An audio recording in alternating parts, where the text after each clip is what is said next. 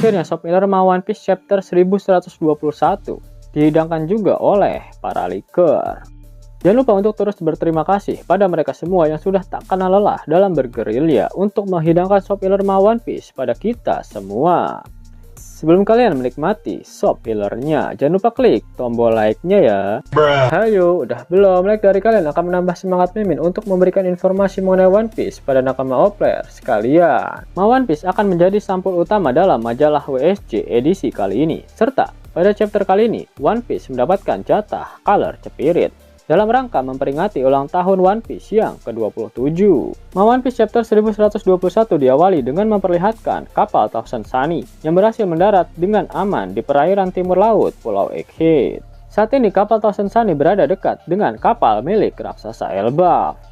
Namun sekarang, di atas kapal milik raksasa Elbaf terdapat si banteng merah Saturn yang pada chapter sebelumnya berhasil melompat naik atas kapal. Tujuan Saturn saat ini adalah untuk menghabisi Kuma dan juga Bonnie karena mereka berdua adalah hasil dari eksperimennya sehingga menjadi tanggung jawabnya. Terlebih lagi, Kuma adalah seorang ras buccaneer yang memang harus dimusnahkan dari dunia ini karena kesalahan fatal mereka di masa lalu. Sedangkan Bonnie sekarang telah menjadi pemegang otoritas tertinggi dalam pengendalian Pasifista.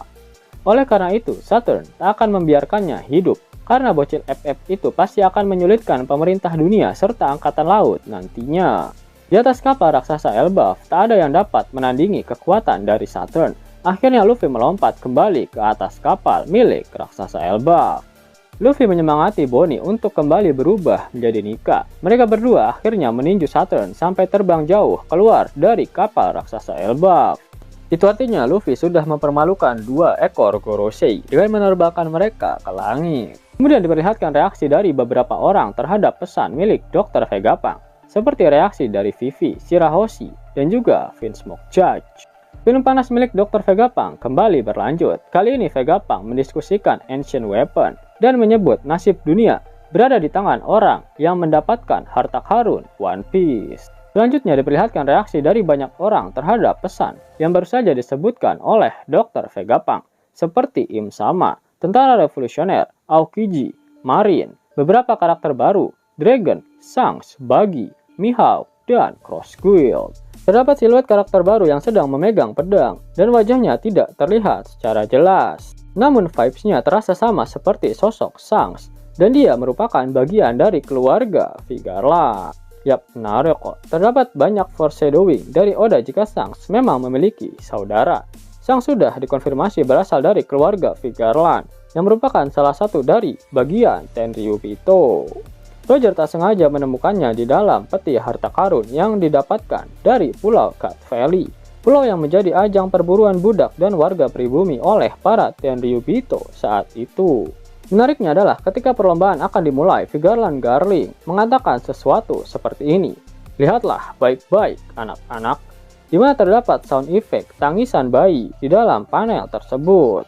Sepertinya memang Garling sedang berbicara dengan anaknya saat itu. Dan tak hanya satu, karena dia menyebutnya anak-anak. Itu artinya Shanks memang memiliki saudara. Sehingga yang bertemu dengan Kurose saat itu bukanlah Shanks, tapi saudaranya. Oda sengaja menutupi bagian wajah sebelah kiri orang itu dengan cupluk, agar para player terkecoh jika sosok itu adalah Shanks. Selain saudara Shanks, diperlihatkan beberapa siluet karakter yang belum pernah Oda perlihatkan. Sudah dapat dipastikan jika karakter tersebut memiliki peranan penting dalam final saga One Piece kali ini, karena mereka diperlihatkan setelah Vegapunk menjelaskan mengenai harta karun One Piece. Yap, salah satu dari mereka adalah pria dengan bekas luka bakar. Dia yang saat ini yang membawa Rod Poneglyph terakhir, sehingga perannya sangat vital bagi siapa saja yang ingin pergi ke Pulau Laftel untuk mendapatkan harta karun One Piece. Dan itu tak mengherankan jika salah satu siluet dari karakter baru tersebut ternyata adalah Skipper Gaban. Gaban merupakan salah satu kru penting dari bajak laut Roger, di mana dia adalah navigatornya. Sehingga seharusnya dia masih menyimpan titik koordinat dari lokasi yang tertulis di Rod Poneglyph. Bahkan titik koordinat dari Pulau Laftel pasti dia juga masih mengetahuinya. Pada akhir One Piece chapter 1121, Oda Sensei mengeluarkan kata-kata mutiaranya. Itu artinya minggu depan One Piece libur. Terus animenya minggu depan juga libur. Yap, itulah hidangan spoiler untuk One Piece chapter 1121. Namun sebelum Mimin akhiri video ini, sudilah kiranya kesanak untuk mendengarkan fakta-fakta menarik mengenai One Piece yang berseliweran di dunia maya. Pertanyaan selanjutnya datang dari Emen. Gambarkan pantat pria. Maaf, tapi tolong gambarkan sambil berlutut. Tolong gambarkan pantat setiap anggota pria dari kru topi jerami. Saya mohon. Dan beginilah tanggapan Oda. Tidak, saya tidak akan menggambarnya. Saya tidak tertarik. Pertanyaan selanjutnya ini sangat menarik. Tolong beritahu kami nama dan peringkat pedang milik Fujitora. Oda menjawab namanya adalah Yakuza Kasen. Ini adalah tipe Seiko Mizue atau pedang tongkat dan merupakan salah satu dari 12 Saijo Owasamono. Ini adalah Meito alias pedang ternama yang dibuat oleh Fugetsu Kisaburo dari negeri Wano. Yap, itu artinya pedang milik Fujitora satu kelas dengan pedang Yoru milik Mihawk, pedang Ace milik Roger, tombak Murakumogiri milik Shirohige, dan pedang Sodai Kitetsu milik Nusjuro. Kekuatan Nusjuro bisa disejajarkan dengan Mihawk, bahkan di Dressrosa. Zoro juga mengakui kekuatan dari si buta ini. Pertanyaan selanjutnya datang dari Mbappe. Halo Oda, saya menulis surat ini dari Prancis. Dan saya ingin tahu bagaimana anggota CP9 dipromosikan menjadi CP0. Saya berharap semoga Anda beruntung. Inilah jawaban dari Oda. Baiklah, sepertinya tulisan ini merupakan terjemahan dari Google Translate. Karena bahasa Jepang Anda sangat aneh. Jadi saya hanya menyampaikan pesan apa adanya. Pertama, mari kita bahas tentang CP9 yang dikalahkan di NES Lobby. Para anggota CP9 muncul dalam seri cerita sampul, Laporan Independen CP9. Di mana mereka disalahkan oleh ketua mereka yaitu Spandam atas dosa kegagalan misi tersebut. Jadi mereka pun memutuskan untuk menghilang ke tempat lain. Begitulah pelatihan mereka untuk menjadi lebih kuat dimulai. Di sisi lain, untuk beberapa alasan, karena otoritas Spandin, ayah dari Spandam, Spandam dipromosikan sebagai kepala CP0. Dari sini, Lucci dan yang lainnya mengungkap plot invasion crime yang direncanakan oleh para petinggi Underworld dan mantan tahanan level 6 bersama Spandin. Lucci dan kawan-kawannya menghancurkan organisasi-organisasi tersebut untuk mencegahnya. Setelah kejadian itu, Lucci dan yang lainnya dipekerjakan kembali sebagai agen CP0.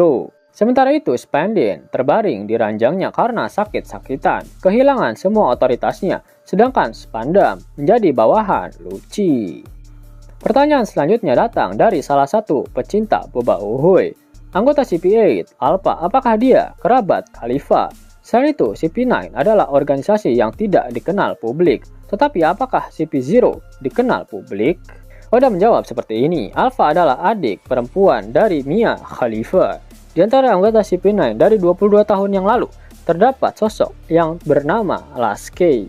Dia adalah ayah dari keduanya. Pada dasarnya, Superpol membesarkan anak-anak yang tidak memiliki hubungan keluarga untuk menjadi agen intelijen yang sangat baik. Jadi kasus mereka adalah kasus yang langka. Pada kenyataannya, mereka dibesarkan secara individual, terpisah satu sama lain, hampir tanpa hubungan keluarga sama sekali. Itu karena emosi bisa menjadi kelemahan di dunia ini. Pertanyaan selanjutnya, Oda Sensei, satu-satunya tempat yang bisa diterbangkan oleh kemampuan Pau-Pau Kuma hanya terbatas pada tempat-tempat yang dikunjungi Kuma secara pribadi? Oda menjawab, ya benar sekali, karena di masa lalu Kuma telah berkeliling dunia. Pertanyaan selanjutnya, Buah Iblis Bonnie adalah buah penuaan yang membuatnya menjadi manusia manipulasi usia, bukan? Apakah ini berarti jika dia terus mempertahankan usia mereka tetap muda, mereka tidak akan bisa mati? Begini jawaban Oda. Jadi, begitukah menurutmu? Tapi di bab 1072, Bonnie mengatakan ini. Ketika berbicara tentang makhluk hidup, keefektifan tidak akan bertahan selamanya. Jadi, pada suatu saat, efeknya akan lenyap. Jelas nakama, itulah video mengenai spoiler dari editor untuk One Piece chapter 1121. Jika nakama menyukai video ini, jangan lupa klik like, share, dan subscribe channel ini ya, agar nakama semua tak ketinggalan info menarik seputar One Piece.